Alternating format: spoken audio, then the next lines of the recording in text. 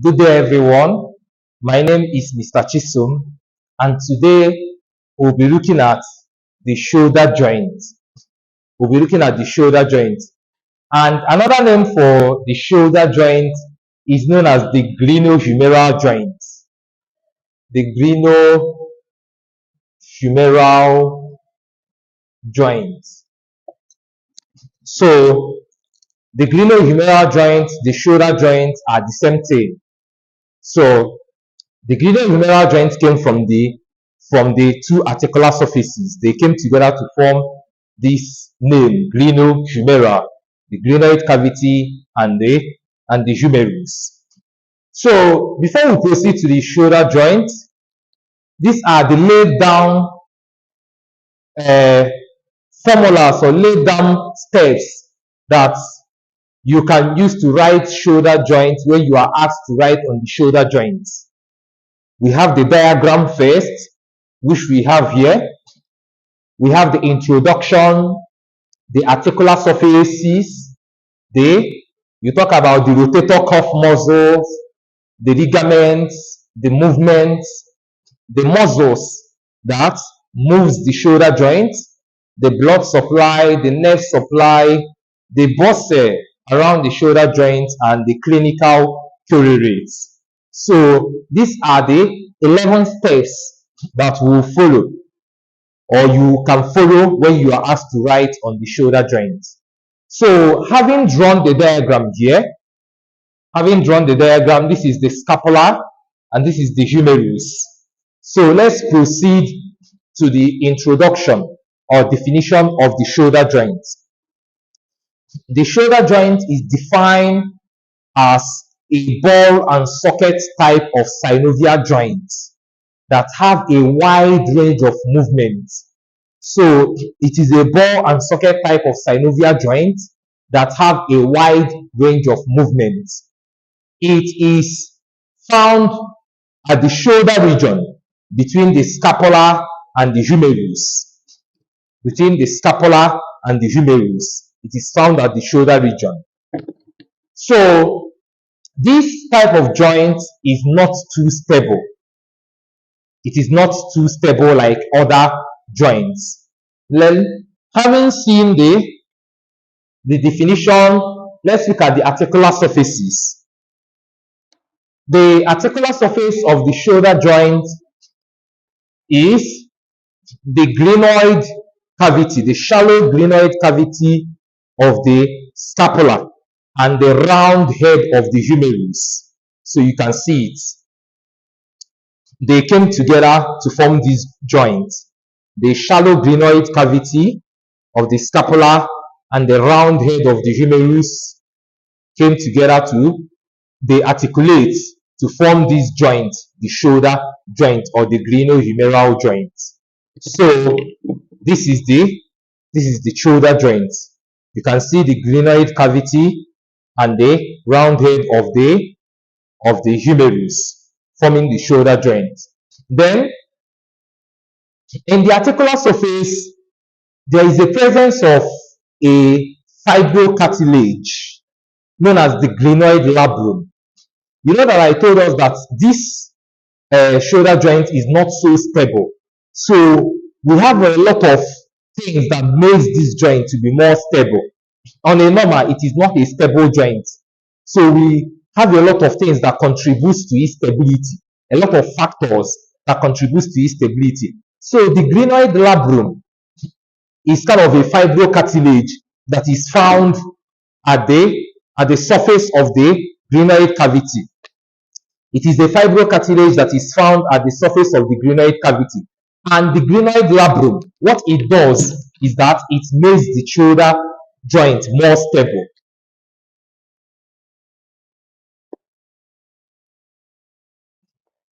It makes the shoulder joint more stable. So when these joints are formed, the glenoid labrum lies here, holding the head of the humerus firmly to the glenoid cavity. Then another factor that helps in the articulation is the joint capsule. The joint capsule also helps in the articulation. It helps in the stability. we have a fibrous joint capsule, a layer of fibrous joint capsule that is found in the shoulder joint. Then we also have the hyaline cartilage. The hyaline cartilage, the presence of hyaline cartilage in this joint helps it to be more stable also, helps the articular surface to be stable. So talking about the joint capsule, I've made mention that it is a fibrous joint capsule, and it helps in the stabilization of these joints. Then there is something we call the synovial membrane. The synovial membrane kind of lines the joint capsule. It lines the joint capsule. The synovial membrane is a thin sheet of membrane. Is a sheet of membrane that lines the joint capsule. And also, since there is presence of synovial membrane, there will also be the presence of synovial fluid. There will also be the presence of synovial fluid. And what does the synovial fluid does?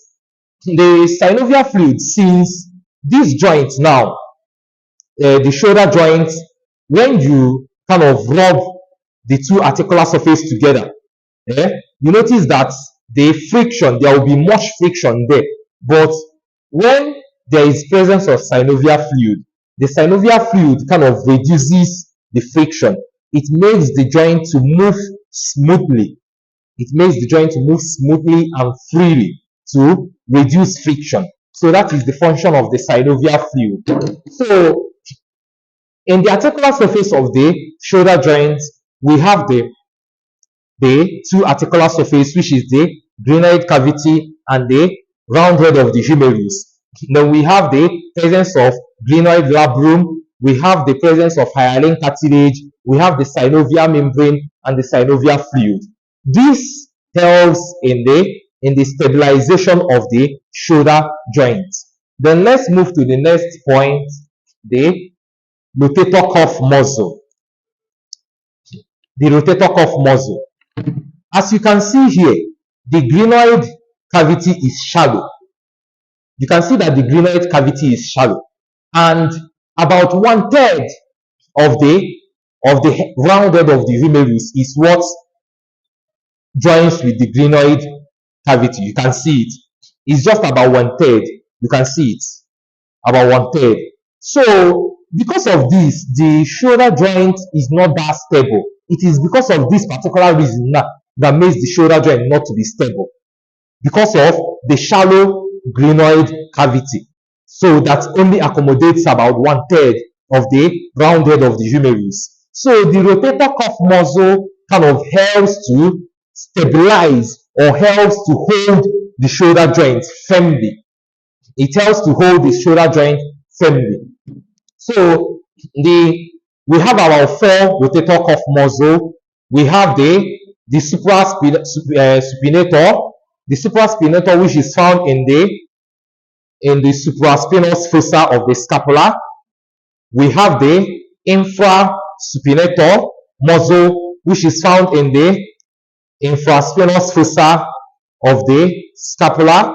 We have the teres minor, which is also found around here in the infraspinous fossa of the scapula. Then we have the subscapularis muscle, which is found in the subscapular fossa of the scapula. So these 4 muscles together helps to hold the shoulder joint to be stable, and it also helps to make them to move freely. So the main mover of shoulder joint are the rotator cuff muscle. They do not just move the shoulder joint, they also help to hold the shoulder joint firm, to stabilize it so that it will be stable. Then let's move at the next point, the ligaments. The ligaments of the shoulder joint. First of all, before we go into the ligaments of the shoulder joint, what is a ligament? A ligament is a band of tissue that join or that connects one bone to another bone. So if you've seen or understand that a joint is a point where 2 bones meet together. So you always see a ligament around a joint. So the ligament means that it is a band of tissue that connects one bone to another bone. So the ligament also plays its role in stabilizing the shoulder joint. It helps to hold it together. So we have about 4 types of ligaments that are found in the shoulder joint. We have the glenohumeral ligament. The glenohumeral ligament is the ligament that moves from the glenoid cavity to the humerus. It connects the glenoid cavity to the humerus. We have the coracohumeral ligament. Wait, the first ligament is the glenohumeral ligament. The second one is the coracohumeral ligament. So the coracohumeral ligament connects the coracoid process of the scapula. This is the coracoid process of the scapula. So this ligament moves from here down to here. You can see the glenohumeral ligament moves from the glenoid cavity down to the humerus, while the coracohumeral ligament moves from here, covering this place. You can see it moves from here to here to cover this place. Then we have the third type of ligament, the coracoacromial ligament. Coracoacromial ligament. The coracoacromial ligament connects from the coracoid process of the scapula down to the acromial process of the scapula, thereby covering this area. Then we have the next type of ligament, the transverse humeral ligament. Transverse humeral ligament. The transverse humeral ligament moves from the greater trochanter down to the lesser trochanter. So it moves from here down to here, thereby covering the intertubercular sulcus, thereby covering it to form a canal there. So it moves from here to here. So these ligaments all together help to stabilize the shoulder joint. Then the movement. Let's look at the movement of the shoulder joint. The shoulder joint, we have the flexion. You can see when I want to flex my arm at the level of the shoulder, we have the flexion. This is one of the movement of the shoulder joint.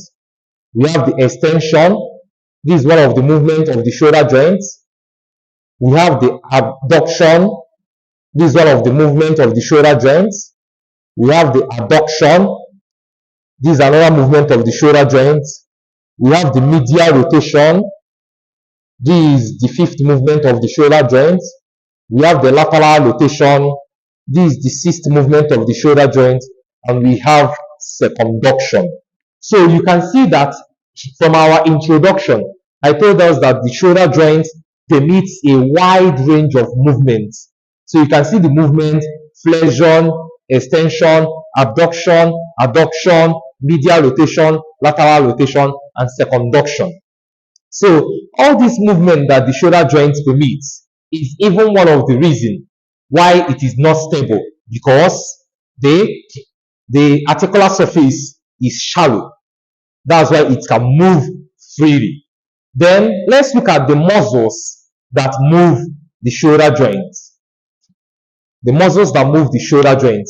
Now, one thing you must understand, that the main movers of the shoulder joint are the rotator cuff muscle, the suprasupinator muscle, the infrasupinator muscle, the teres minor, and the subscapular muscle. These four muscles are the main mover of the shoulder joint. However, we have other muscles that helps to move the shoulder joint, like in flexing the shoulder joints. In flexing the shoulder joint this way, we have the deltoid muscle. The deltoid muscle here helps to flex the shoulder joint. We have the bicep brachii. The bicep brachii helps to flex the shoulder joint, we have the coracobrachialis. The coracobrachialis muscle also helps to flex the shoulder joint. Then coming to the extension of the shoulder joint, extension, you can also see that the deltoid muscle here also helps to extend the shoulder joint. Then we have the long head of the tricep brachii. The tricep brachii is the muscle at the back of the arm, so it also contributes in extending the shoulder joint. Then coming to abduction of the shoulder joint, when you want to abduct the shoulder joint, you can see that the deltoid also plays a role in abducting the shoulder joint, and also the supraspinatus muscle rather.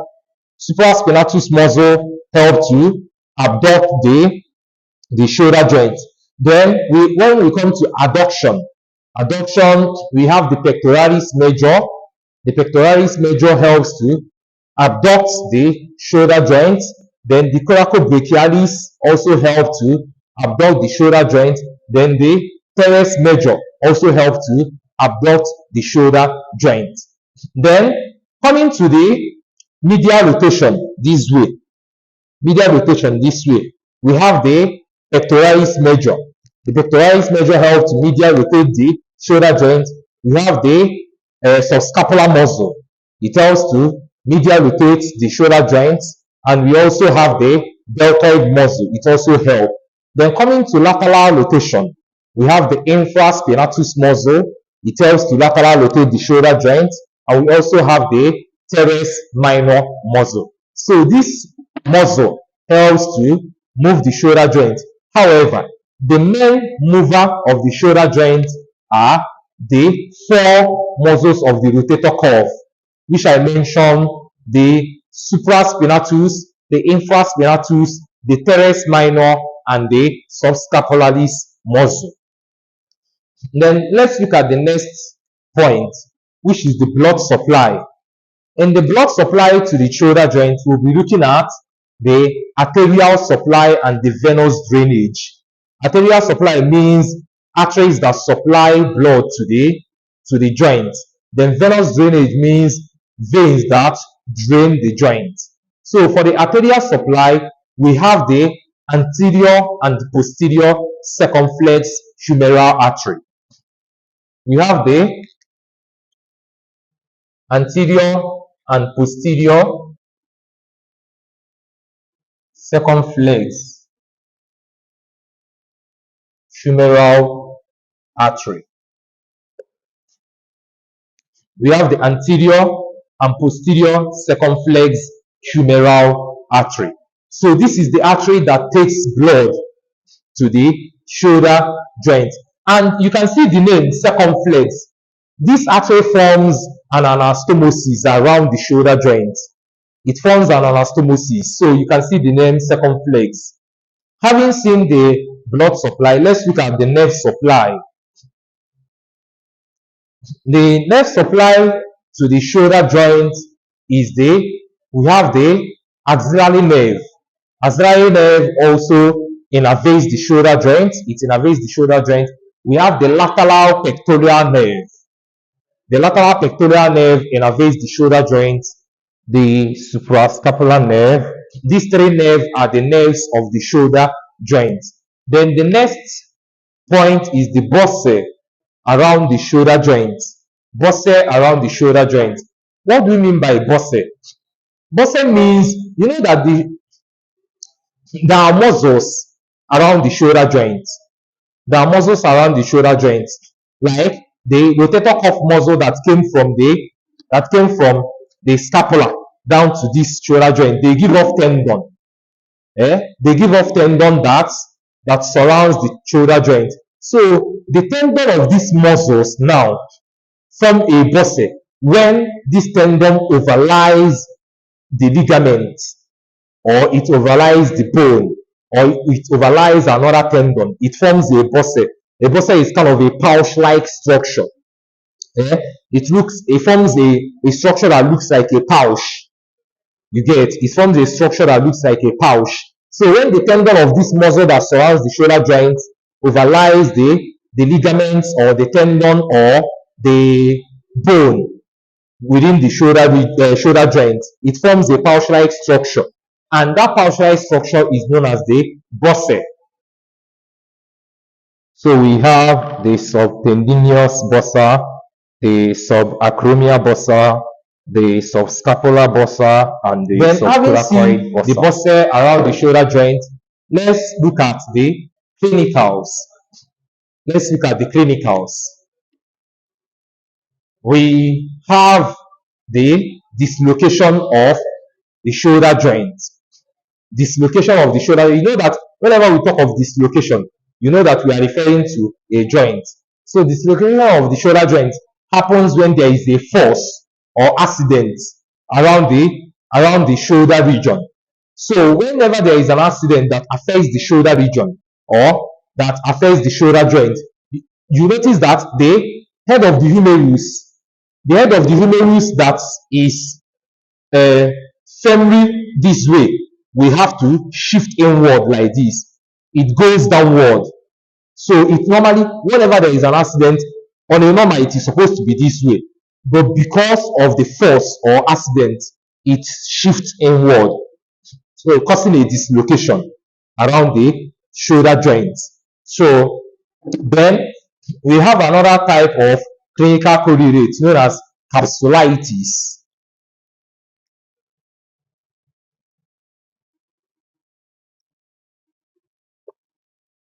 Capsulitis. This means the inflammation of the joint capsule. Remember the fibrous joint capsule that we made mention when we are discussing the articular surfaces. The capsulitis, when this fibrous joint capsule is inflamed, that is when we have a situation known as capsulitis.